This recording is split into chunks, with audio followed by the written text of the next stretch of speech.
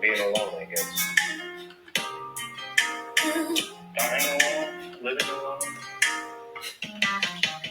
Yeah.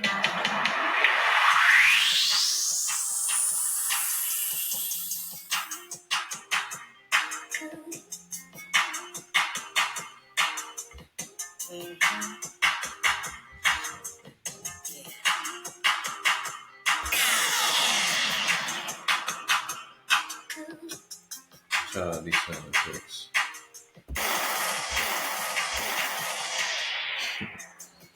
Oh, my bad. All right, let me get cracking. Let's get it started. I'm just trying out this stuff on here, trying out these new sound effects, seeing what works, seeing what doesn't. Okay. All right, make sure y'all can hear me. My stuff better not be muted. I'm be mad as hell. All right. Welcome back, y'all. This is Dissect the Dialogue. I'm your host, Eric Terrence, back at it again with more juicy topics. Let's get it cracking. Okay. Now, what has been? I mean, it's been a eventful, let's say month. I know I usually say week, but let's say month. I mean, with everything going on with the submarines and partaking and all that stuff. Yeah, a lot of stuff just coming out of the blue. I mean, it's already the crazy with the stuff that happened up in the East Coast and all that. A lot of wild stuff going on, man. I don't know what's going on in the world right now where, skies turning orange, prices going up, and people dying in submarines. Oh, wait, was that the slave trade? I think so. Anyway, but other than that, yeah, it's been a pretty eventful month. I mean, usually I would expect something crazy around this time to happen per se. Nothing too gloomy. Usually I'll figure out some things that'll be super, super crazy. Like this July's been pretty okay. So far it's been okay. Let me say that. None as far, I mean, of course, I mean, all right, I might have mentioned the Kiki stuff. Did I mention the Kiki stuff? Have I mentioned that? If I haven't mentioned that, I'll probably discuss it later in another video or something. Maybe do two and give y'all a 2-pack around this week. Who knows? But anyway, that's not what I really wanted to talk about. For those that pay attention to my IG, there was a clip that was circulating. It was circulating. It was on CNN, I think. Dang, do I still have that?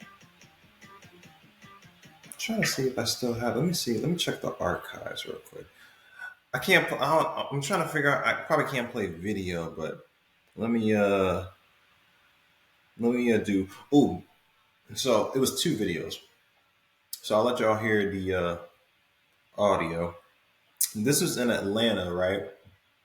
And apparently some dude tried to rob a nail shop. I don't know why out of all places he would rob a nail shop, but y'all just listen to it. Make sure y'all hear it. Now this dude looks like he about 5'2", a $105 soaking wet. Went into a nail salon trying to rob everybody. And no one even flinched. Not even a muscle. And then he just looked around, noticing nobody's threatened by him, and he then just takes that walk of shame. He just takes the walk of shame like nothing happened, right? That was one of the videos. Like I said, I apologize, y'all can't see it, but y'all just got to go through the visual. I posted on my IG, so those that know what I'm talking about, y'all know what I'm talking about. Then this is a second clip, right?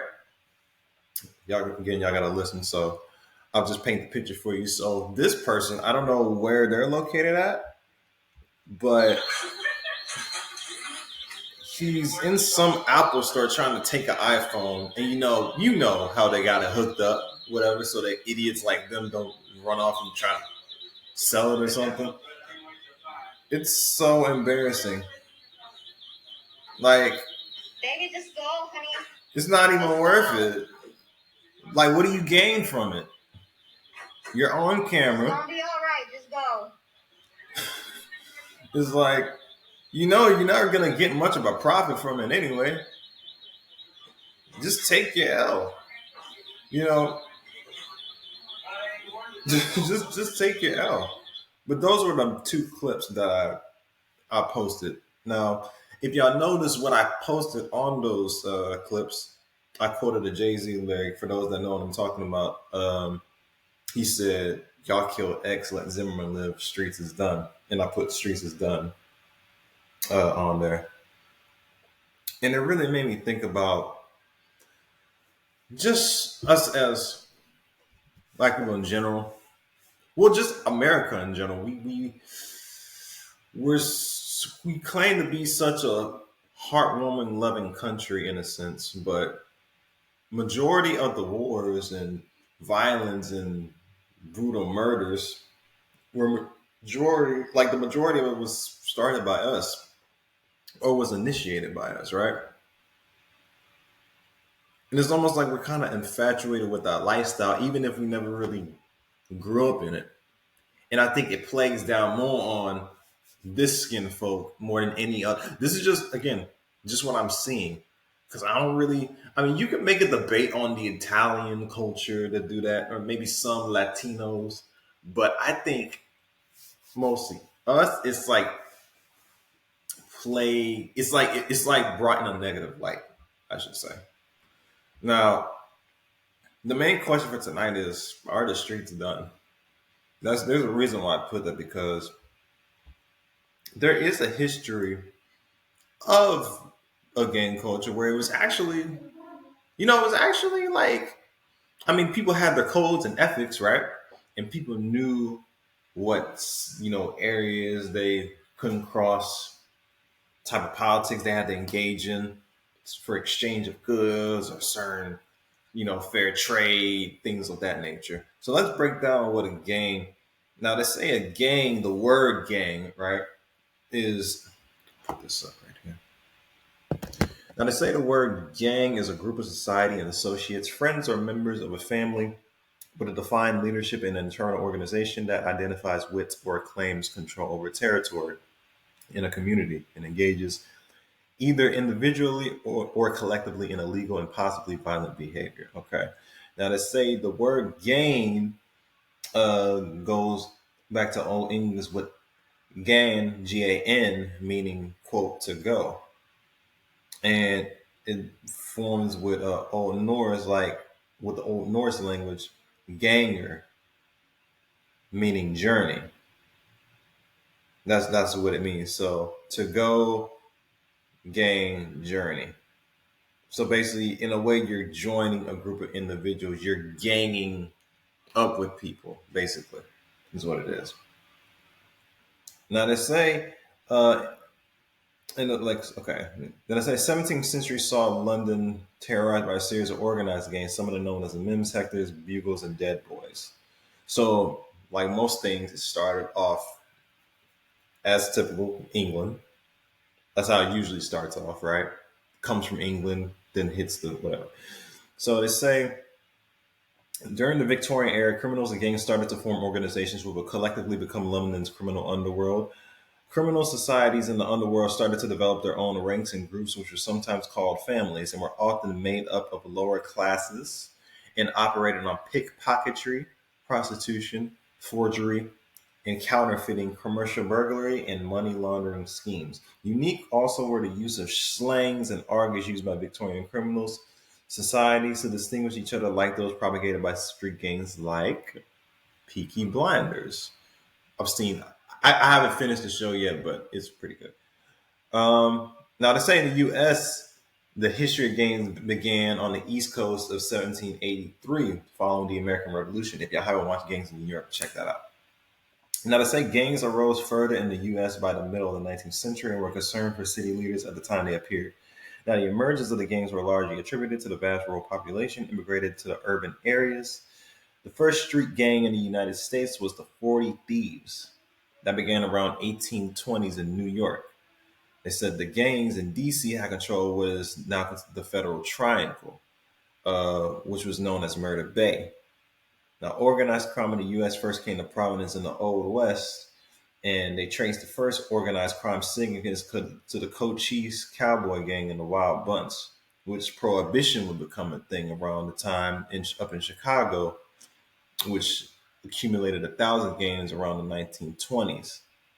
Now, outside the US and the UK, gangs exist in both urban and rural areas. French gangs had the Belle Epoque, Apaches and the Bonnet Gang.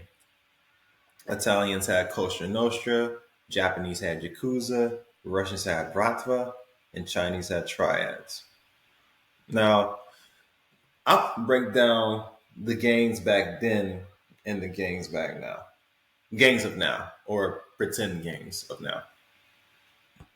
Gangs back then, regardless of what their purposes and motives were, everybody knows that some gangs and mafia have ties to some forms of big business corporations. Most of the businesses that we love and cherish in some ways has blood money attached to it. It's just, the way of the world. Can't complain about it.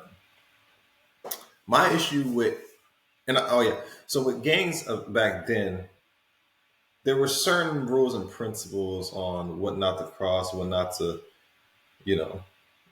everybody had a certain way of presenting themselves. Even if gangs would engage in, like I mentioned, the activity that they did, they would still kind of balance it out, right? Give charities, make their own business, like the mafia. They would make their own businesses themselves, form their barber shops, have their car shops, have these, just different streams of income. So, they don't just consider just one, you can't just beat people up and kill people. You got to take the money somewhere elsewhere. But, it's just how cold society is. You have your people that engage in those activities, but they give back. Robin Hood-esque in a way, right? Here's the problem with gangs of this culture. The gangs of this culture has no morals, have no code of ethics, have no sense of respect for themselves or others. Everybody's out for their self and nobody else. Now, mind you, not to say that there weren't people back then that were disrupting the way of that lifestyle. I mean, of course, you have your Henry Hills, of course, you many other, people that want to exploit it and exploit the lifestyle, right? But I would say gangs now, back then, certain gangs would even say certain wouldn't speak foul language in front of elderly folks. They wouldn't do their gangster shit amongst elderly folks or certain, people of age or around kids. What they say, no women, no kids, right? That was the code, right? That was like the major thing, like most, people in that business, that's what they live by. It's like, yeah, they could do their dirt, but hey, no women, no kid. I don't know what Tony Montana said. He said, I don't know how he said it in Spanish, but basically he meant by that. He meant that. These guys now don't give a shit. They'll shoot up anybody. They shoot up your kid, your mama, your grandmother. They shoot up your goddamn pet fish if they have to. Your pet rock, your pet tree. Doesn't matter, It's almost like there's no empathy. Very soulless individuals that's engaged in these gang-like activities. And like I said, very selfish, out for oneself. Don't know how to come to agreement on certain things. Everybody wants to play the chief. Don't nobody want to play Indian. That's basically is what it is. Because you're always the problem with that, like you're always, especially nowadays, you're always gonna have those people that's always think that they need to get more. There's never, there's always people that, and that goes with any organization. I'm not just mentioning just gangs in general, but since I'm talking about it, and since I mentioned those two clips, those were just examples of someone that just, those are two individuals that literally have no self respect or anything, you know, like definitely like lower class, just like, don't, you could tell those individuals, excuse me, that they were just doing that out of desperation. They probably never even had to do some quote unquote gangster shit. They just, was listening to their artist or saw a little too much of Snowfall or some sort, too many of that shit. And then they thought they could imitate that and think they could, get away with that. So that's what that is. So there's a lack of, I'm trying to think of the word. There's just a lack of self respect when it comes to these so-called gangsters. When it comes to that, because even back in the days, certain gangsters, like look at Al Capone and Bumpy Johnson, Dutch Schultz.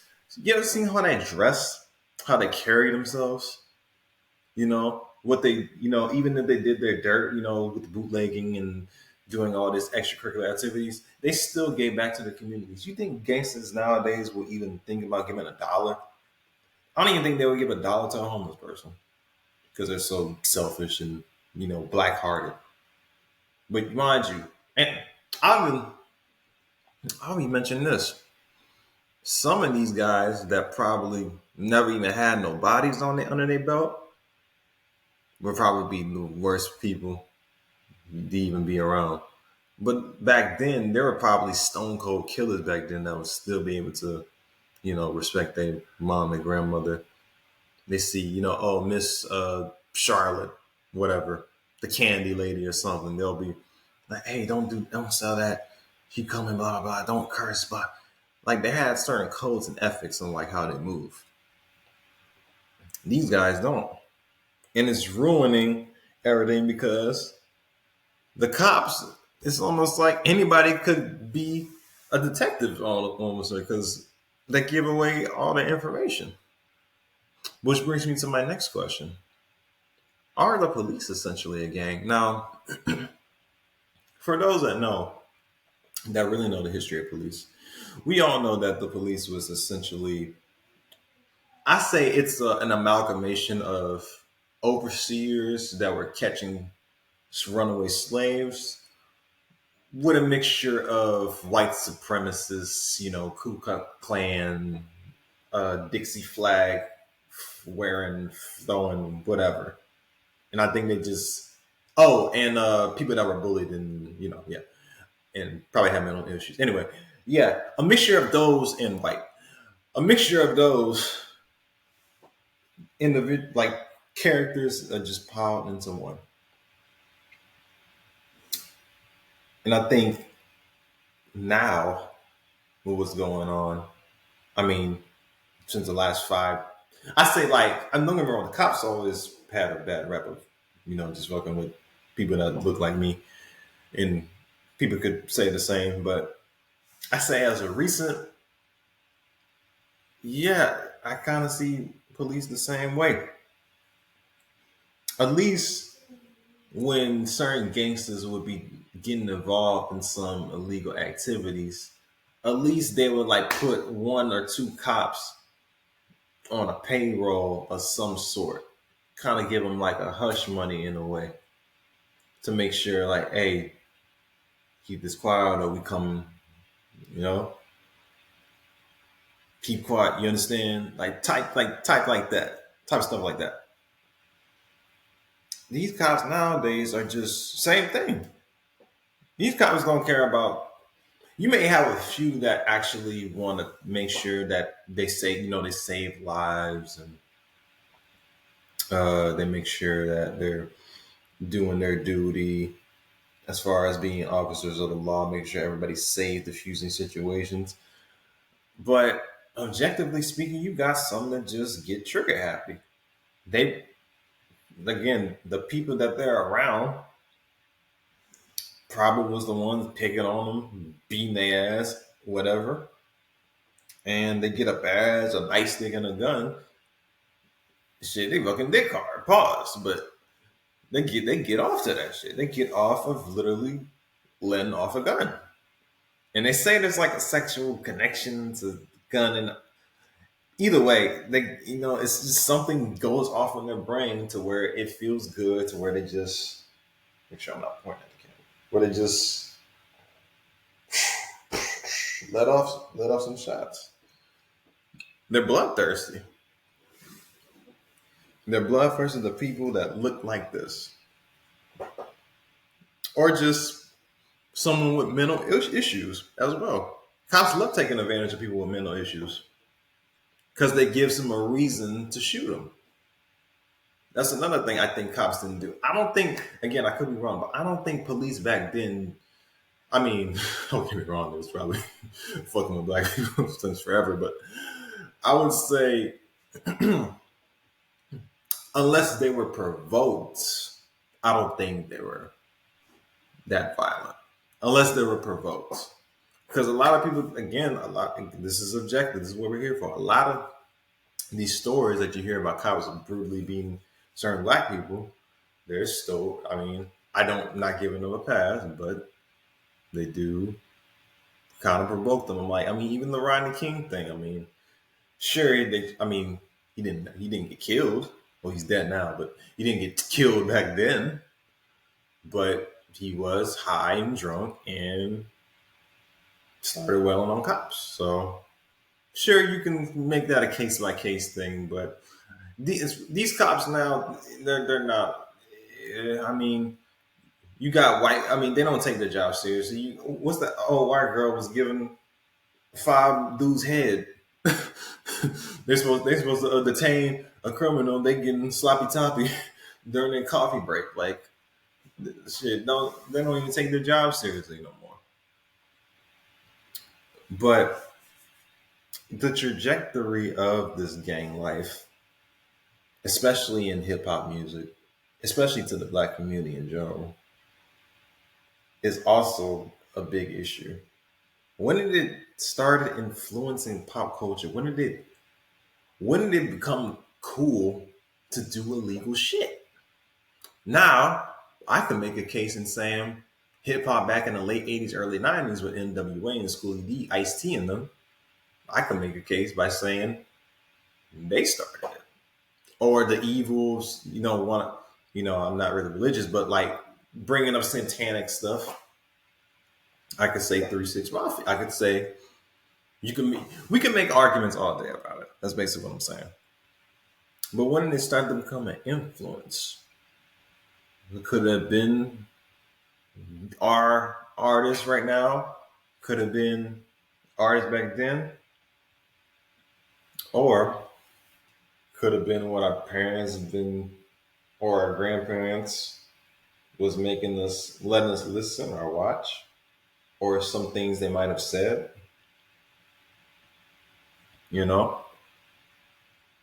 how they constantly try to ridicule you if you didn't grow up in the gutter, in the slums, in the trap, all these negative connotations that we try to glamorize, which is weird because I would never, even if I was from there, even if I did grow up in that area, I wouldn't try to brag about people that I'm from there. I would say, yeah, I grew up here, it was tough, but I wouldn't like wear it as like a badge of honor. I wouldn't want to wear a badge of honor saying I grew up in this piece of shit place.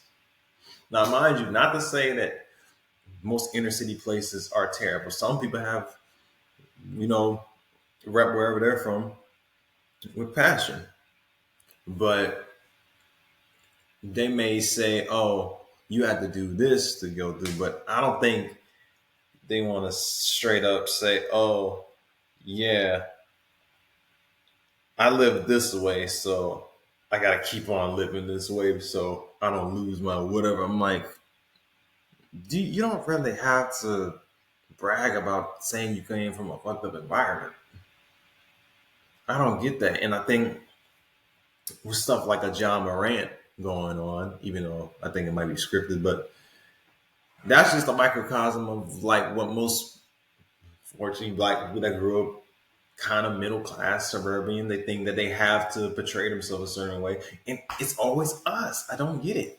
It's always us. Why do we have to be the only idiots, hate to say it, dummies, that wants to represent like the lowest?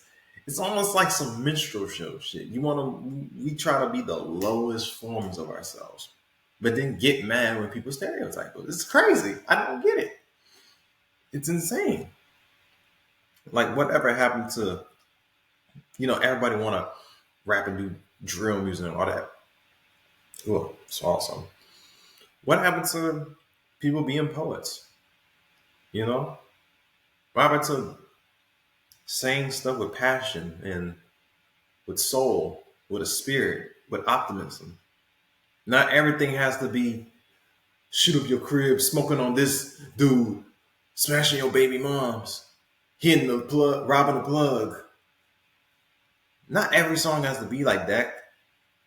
Like frequencies is a real thing. People don't understand that what you listen to, what you watch, what you eat, everything comes through a frequency. If all you're doing is if you eat cake and sweets and all that shit, you're not gonna end up being Arnold Schwarzenegger. I'm sorry, that's not how it works. Whatever you feed yourself, that's what you become.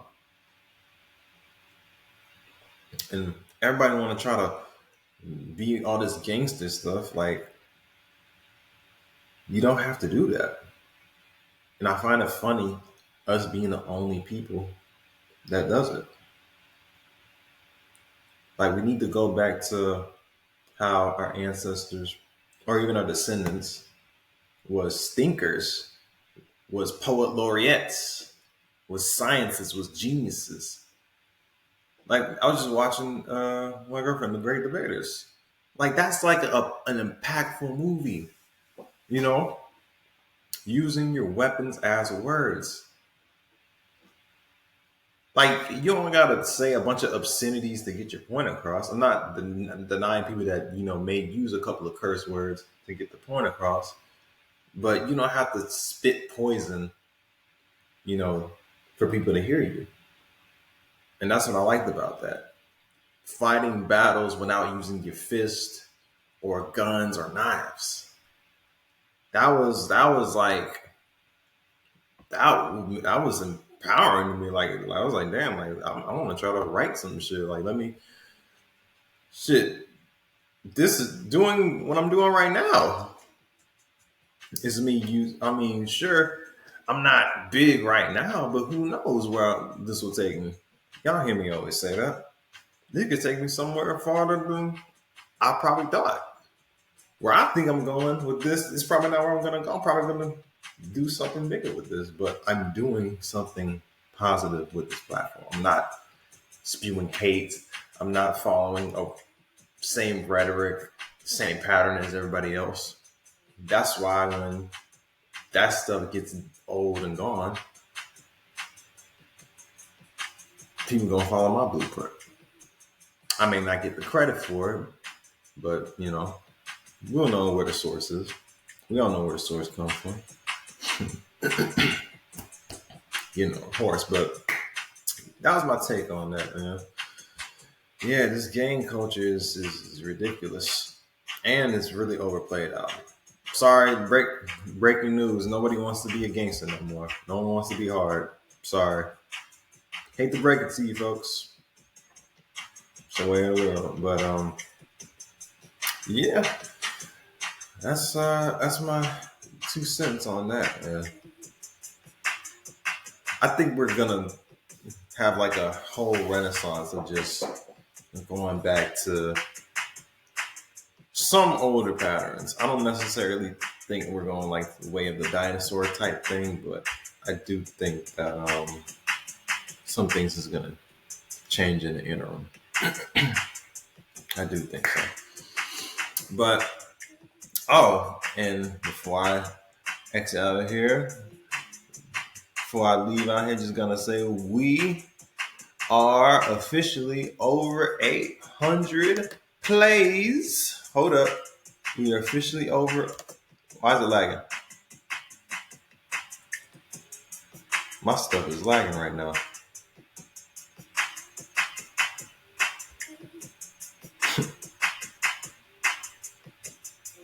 Try to clap. I need a new computer. I need a new computer, man. But yeah, we're officially at 800 plays. But that's all I got to say for tonight. If you're new, I'm on Apple, Spotify, Anchor, not Spotify for podcasters, Amazon. Make sure y'all follow me on that. Like and subscribe to YouTube. Dissect the Dialogue. If you're not new, like, share, comment, do it all. Thank y'all for supporting me. Thank you for letting me get my shit off. And as always, till next time, peace.